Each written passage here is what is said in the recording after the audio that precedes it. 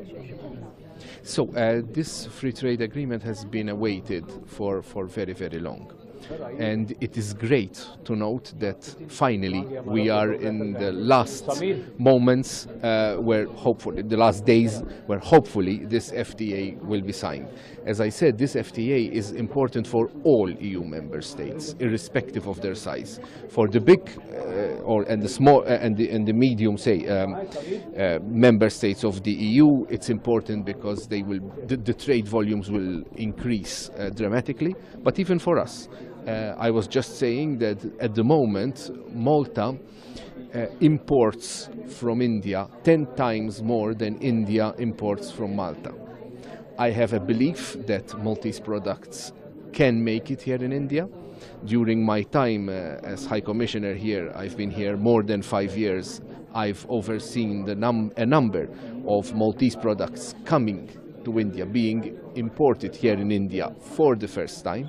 And I'm looking forward that thanks to this free trade agreement, we will have new Maltese products and we will reduce the trade deficit, which, as I said, at the moment is 10-1. So Malta imports 10 times more from India than India imports from Malta. EU and India summit is special. Your chief guest is from Europe, so I would like to know how to look into that and the Republic Day of India. Please elaborate. Well, definitely, I am so enthusiastic that the President of the European Commission, Ursula von der Leyen, and the President of the European Council, Antonio Costa, are coming here to India for the Republic Day celebrations.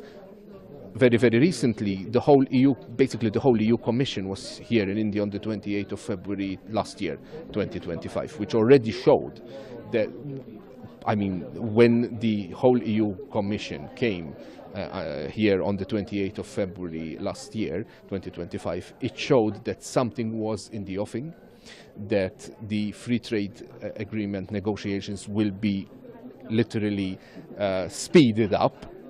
And now this is something great to have as chief guests these two European leaders who represent all European countries, including my own. So when they come, I feel that my country is being directly represented thanks to their presence. So obviously it's a really great thing, and it will be even greater if the free trade agreement were to be signed during their visit.